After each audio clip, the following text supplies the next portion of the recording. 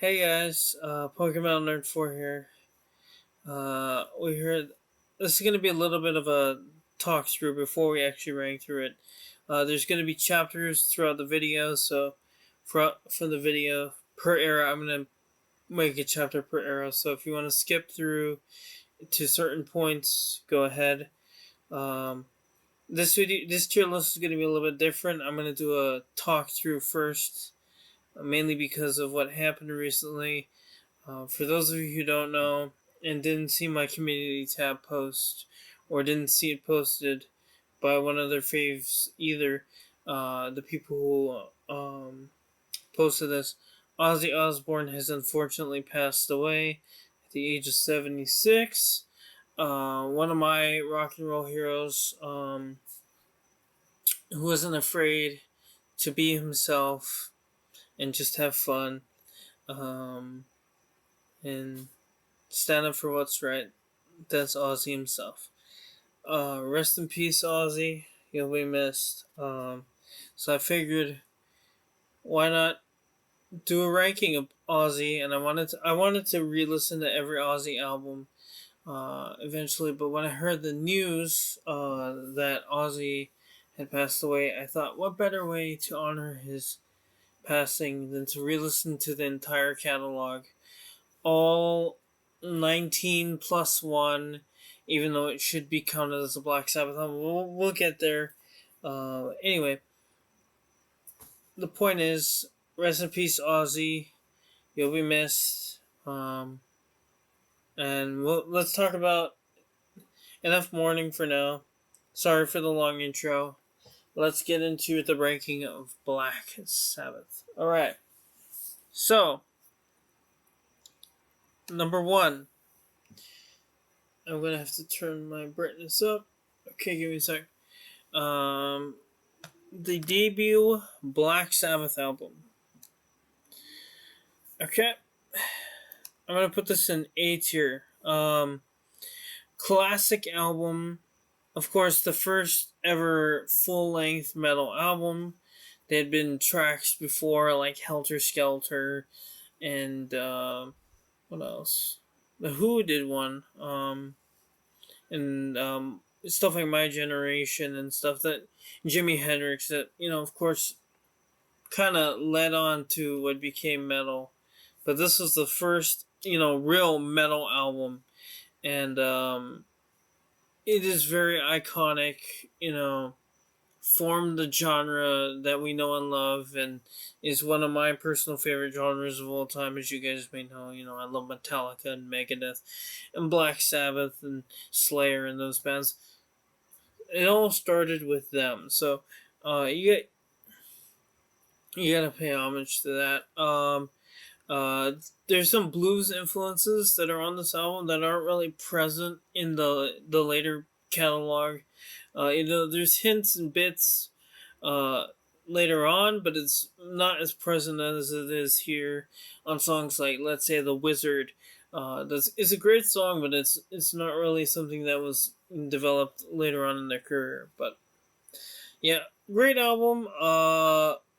Oh, here's a bit of fun fact for you.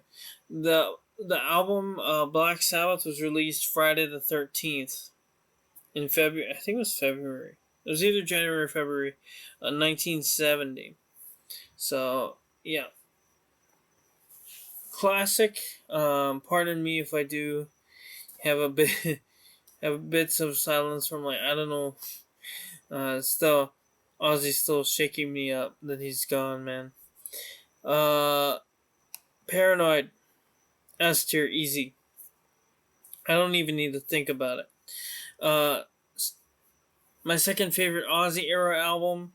Most people's favorite Ozzy Era album. As you guys saw, I recently picked it up again in the Still Life video. Go watch that if you haven't watched that. Shameless plug. The one that brought them to fame and brought them, all their fans, majority of their fans, was that very album. Of course, Iron Man, War Pigs, what I'm forgetting, what's the one? Paranoid, Fairies Wear Boots, It's classic. It basically made metal the mainstay it is now. It started with the first album, but it became the full force it is now. The thing that made it the force it is now was Paranoid. So it's one of my favorites. The songs are great. Especially War Pigs is my personal favorite. Out of the whole album, War Pigs is the favorite. The anti-war lyrics and all that I love, which later was brought on with other bands like Metallica with One and stuff. So you can definitely trace a lot of the influences from other metal bands back to Sabbath. All right, okay, here we go. Master Reality. Uh, S plus. I'm gonna call it S plus just for the heck of it. Super heavy. I wrote in my notes. My favorite Ozzy Era album. This album marked the point where metal became downtuned. For those of you who don't know, or don't play guitar, downtuning is this thing where you tune your strings down, so it's lower. It's more bass heavy. The lower you go, of course, the more higher you go, the more trebly. But you can't really do that on guitar because you're probably gonna snap your strings anyway. But anyway, the point is, Black Sabbath, especially with this album, invented down tuning with the C sharp standard tuning on this album. It definitely impacts the songs you hear on here. My fave, Sweet Leaf.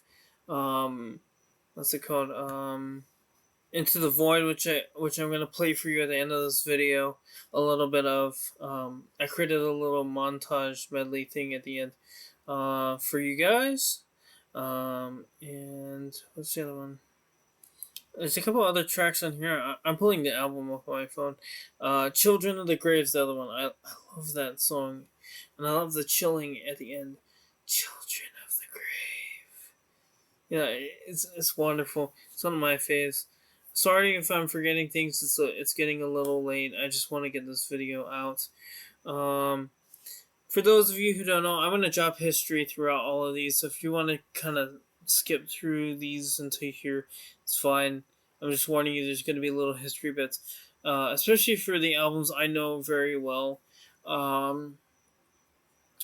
If you don't know Tony Iommi, the guitar legend he is, the story goes that he worked at he had a welding job, and one of the machines unfortunately cut the tips of his fingers on his fretting hand, and he had to get these little, I don't know what you call them, these little things for his fingers so he could play. And the what's it called, those things had a lot of troubles with the E standard tuning, so they decided, why don't we try down tuning, and thus metal was born.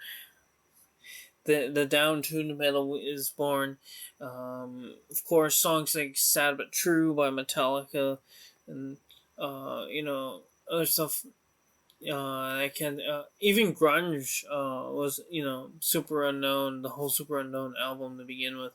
None of that I think would be be as mainstream as it is if it wasn't for Sabbath. So yeah, I'm gonna be talking extensively throughout albums, especially the ones I really know. So yeah, let's continue. That's all I have for Master Reality. These three are my absolute three favorites, but of the Ozzy era. Excuse me. Volume number 4. It's not one of my favorites. It's a decent album. The direction I didn't really care for. it's just not my thing. I don't have very much else to say about that. I know Black Sabbath fans will be very upset with me on that, but this is my opinion. Now we continue to Sabbath, Bloody Sabbath. Now, this album struck the balance of the direction 4 went with the first 3 albums, and that's what I really liked about it, and that's why it's getting an A tier. It's probably my I think it's actually probably tied with the original album for me. Sabbath Bloody Sabbath, of course, the title track, and National Acrobat, and Sabracadabra, all classics and favorites of mine.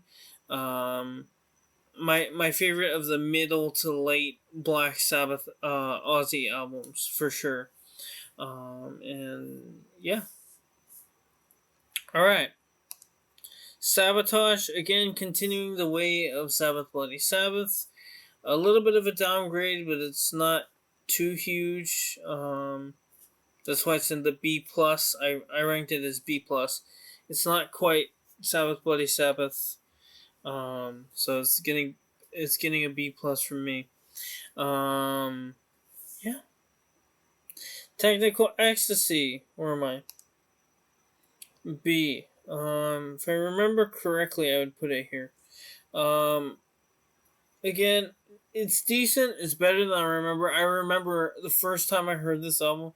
I heard all these albums before, in a row, and so half of these I didn't care for, to be honest with you. And now that I gave them time to breathe in between, as well, and yeah, I gotta say that it's much better than I remember it, but it's still not one of my absolute favorites.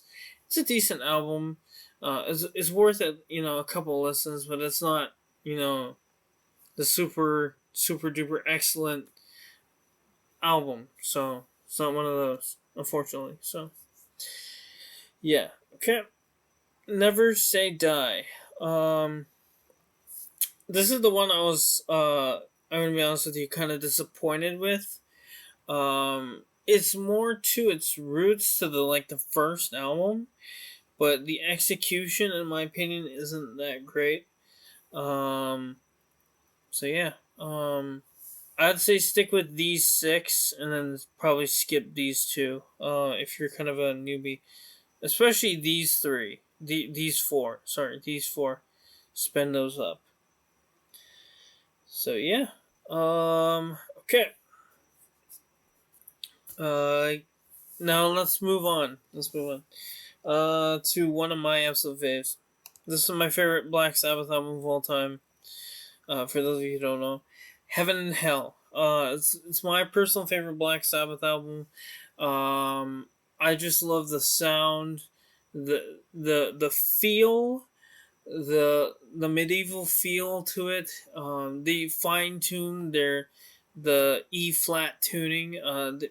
When they swapped to Dio, they went to E flat tuning, and they refined it and it sounds excellent. So yeah, for me, it's my favorite Black Sabbath album, especially the title track, Neon Nights. Even the non single tracks are great. Walk Away, Lonely is the World. It's my personal favorite Black Sabbath album, beginning to end. It is a masterpiece in my opinion. Especially these at the S and A tier albums are the ones that I tell everybody, listen to these. The B tier, and then these, and maybe if you're a super fan by then, check these out. So yeah, I listen to all these. So maybe you don't have to listen to them all. I know some people don't like to listen to albums in full, especially I talked to a couple people and they're like, I don't want to listen to an album in full. But then they change their mind when they hear something like, Heaven and Hell or something. They're like, oh my god. But if I gave them something like Volume 4, they'd probably not be interested. Anyway. Next up, Mob Rules. A plus from me. Great album. I especially love the title track, "The Mob Rules," which is also in a movie called. If you haven't seen it, it's called Heavy Metal. I also had music from Journey and I think Bob Seger too. Great soundtrack, by the way. But it's a great movie, one that I recommend. I know I'm getting a little off topic, but it's my video, eh? So yeah, I'm trying to look at what else is on here. Turn Up with the Night was also pretty good. Just the album and atmosphere is great, but it's not quite Sabbath Bloody. I mean, it's not quite. Sorry, it's not quite Paranoid or, you know. Why am I blanking? Master Reality. Some one of those. Again, sorry, it's a little late and my brain's not fully. Yeah, so pardon me if I have a little brain fart moments, or if I do make any historical like mistakes. Let me know. By the way, I forgot to mention Heaven and Hell was the album that Bill Ward left on. The drummer that was with Ozzy, he left on that album, and then Vinny Appice came in for Mob Rule, the end of the Heaven and Hell tour, and Mob Rules, and the end of that tour, and then left. Then Dio formed his solo career. So Black Sabbath has a wacky family tree. If I remember, I might stick a photo, or I might link a photo in the description if I remember correctly to family tree, because it's crazy. Let me tell you that. All right. So yeah, that was the last Dio album for a little bit over 10 years. So, yeah. Born Again. This is one of my least favorite Black Sabbath albums for sure. I'm gonna be honest with you. I don't especially care for this guy's vocals, Ian Gillan. It's not my thing. Too much screaming for me. Too much. Oh yeah, kind of deal. In bits and pieces, like Van Halen's debut album, I can handle, but the whole album, that's pretty much the style of the vocal.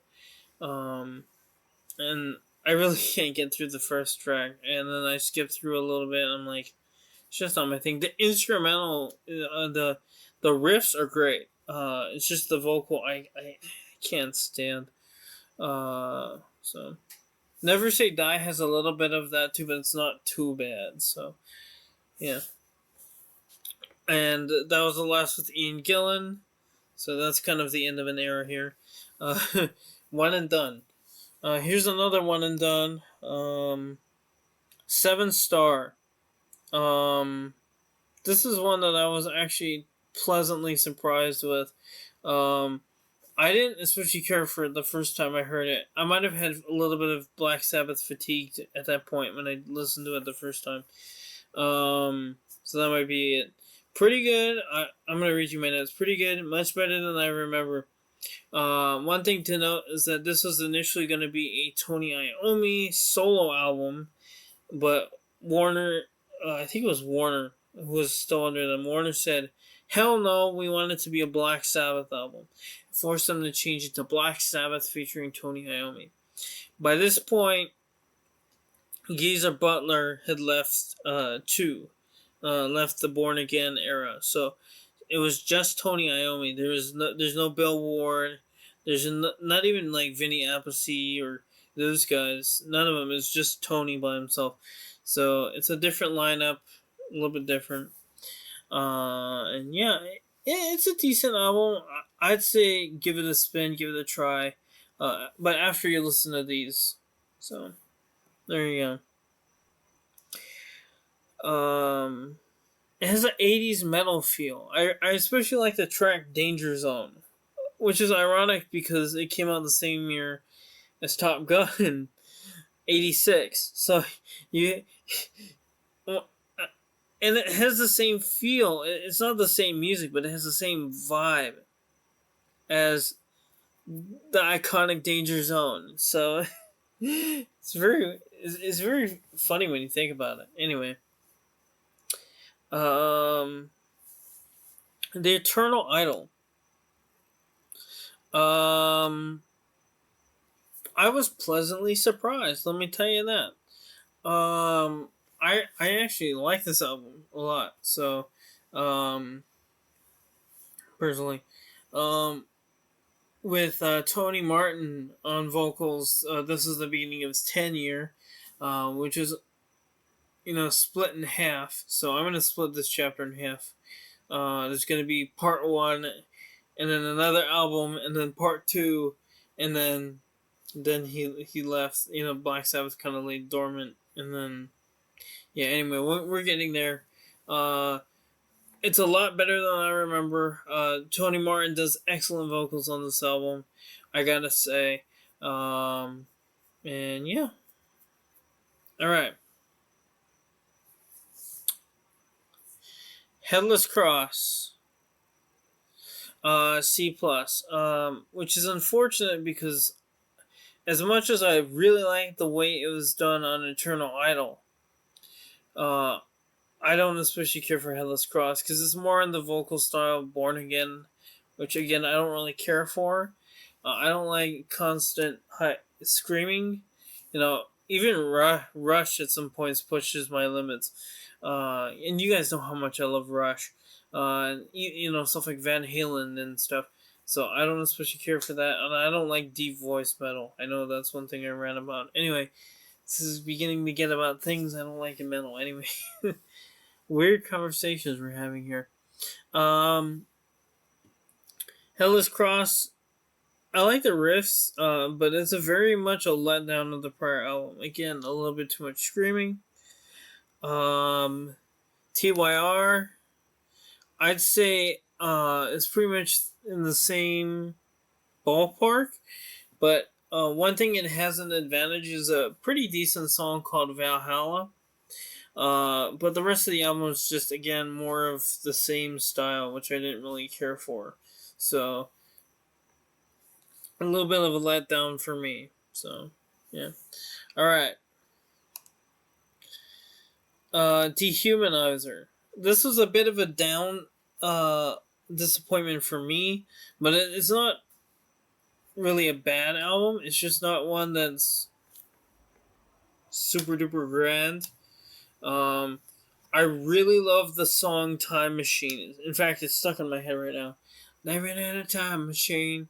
Along with, NIB and Fairies Wear Boots and all those classic songs. That's one that's stuck in my head. But unfortunately, the rest of the album doesn't really match the quality of it. And again, Time Machine was also on another film, Wayne's World.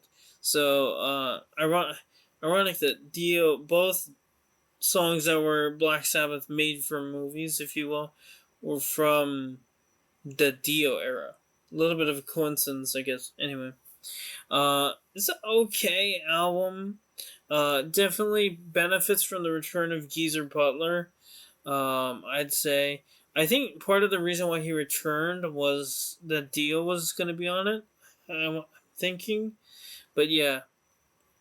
It was nice to have Geezer Butler back on, doing the great stuff, and yeah. Here's the one-off Dio. There's gonna be another one-off Dio in a bit, but here's another one-off Dio. Dio left in '93 at the end of the tour, which is a whole nother story. We're not gonna get into that. And here's the album of the day that surprised me. Cross Purposes. Now, some of you might know I have the somewhat rare. Where did it go? Oh, here it is. I have it in front of me. The somewhat rare Cross Purposes live album. And I think part of the reason why I actually got into this album in the first place is this live album. But that beside, even the non-album songs are great. I'd say it's their best album since Heaven and Hell. I'd say. Again, another great 1994 album to add to my chart, with Dookie and the Blue Album and, Euthanasia, even what was that that Pantera album? That was also pretty good. But that's another one. I really liked it. I was surprised. I was sitting down, I had my headphones, and I was like, wow, this is a great album. Eyewitness is one of the greatest metal songs I've heard, period. It's phenomenal. Um, Definitely Tony Martin at his peak. Very underrated album. I highly recommend you give it a listen. Sounds like a mix of Ozzy and Dio with his own twist, of course. So yeah, definitely hits the spot for me. Again, best since Mob Rose, best since Heaven and Hell. It had been a while since Black Sabbath had an album of that magnitude, that great. So it was a pleasant surprise for me. So yeah, all right. Forbidden. I'm gonna put it in C tier. It's in C minus with Born Again. Now, I put it above. The last time I think I did a tier list ranking this before, but last time if I did, I would have put it in D. And I kind of grew to it a little, but it's still not one of my favorites. Sounds decent, and there's some songs that I didn't especially care for. Some great riffs again, Tony Iommi, of course. So yeah, pretty good album, but I mean pretty decent album. But again, there's a lot of junk, but there's a lot of decent and there's a lot of junk. So, but the junk kind of outweighs the decent. So, again, C.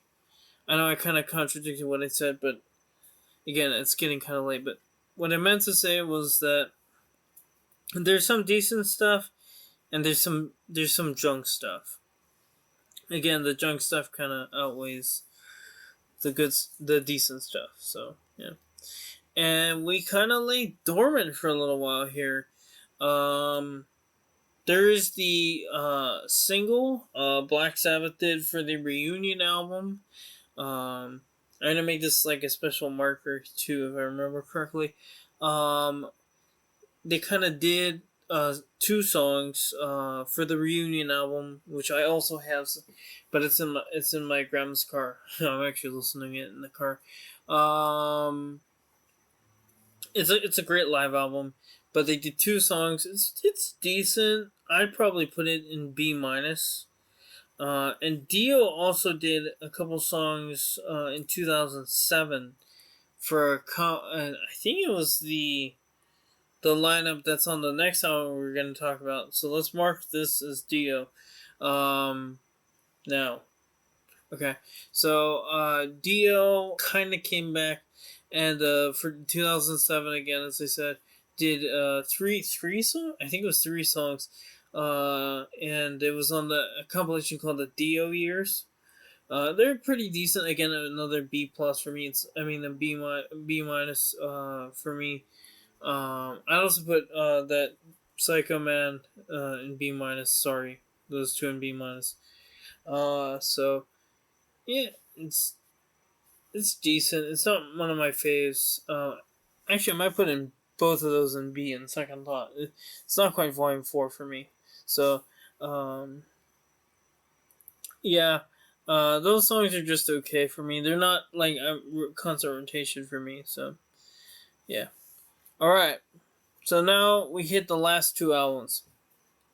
This one is technically not a Black Sabbath album, but it is. I'll explain. So this is again continuing. This is Black Sabbath with Dio. So they decided to reunite, but for whatever reason, they decided we're not going to call ourselves Black Sabbath. I don't know if that was like a copyright issue or something, but they decided we're not Black Sabbath anymore. We're now Heaven and Hell. Of course, a nod to the album Heaven and Hell Notice where it is, people. Uh, so yeah, it's a nice album. Again, they went on tour for it and stuff. Jay Hart, spoiler alert, has the album. I don't know if his video is gonna be up, the live album, of that era. I don't know if it's gonna be, if his video is gonna be up or not. I'm just gonna say that it's in his box. Spoiler alert if it isn't up yet, but yeah. This is the album they were touring for.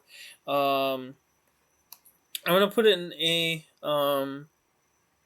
It's about on tier with Mob Rules. I actually quite liked it. It's a lot better than I remember. That's another one I would say it's better than I remember. Um, I like the heavy tone on this. I didn't like it, the heavy tone the first time I heard it, but now I like it even more than I did before. I'd say it's a great album. Give it a spin. I know a lot of people don't care for it, but this time around something happened and it just clicked, and I liked it. So give it a chance. If you don't like it, you don't like it. All right, and here's the final one. 13, the final Black Sabbath album. Now, this is the Dio, and this is the I almost said Dio. This is the end of the Ozzy era. And at this time, Dio had just passed away. It was kind of in recent memory, and they let it cool for a little while, and then Black Sabbath Ozzy decided to come back, and they recorded 13, and they went on tour and all that. And yeah, it's a decent album. Great riffs. Songs are the one thing of note is I think, in my opinion, the songs are a little long. They could have been trimmed a bit. Each song could have been trimmed maybe a minute or two. But otherwise, it's a decent album. I'd say give it a spin. And yeah. So, yeah, this is my ranking of Black Sabbath. Now, do you agree with me? Probably not. A lot of people, nobody would have agreed with my 16, 17, 18-year-old self ranking this list. But yeah, this time around, I think this is going to be the conclusion before we do the riff, and then actually, you know what? Let's do let's put the little riff jam in here now. Let's do it.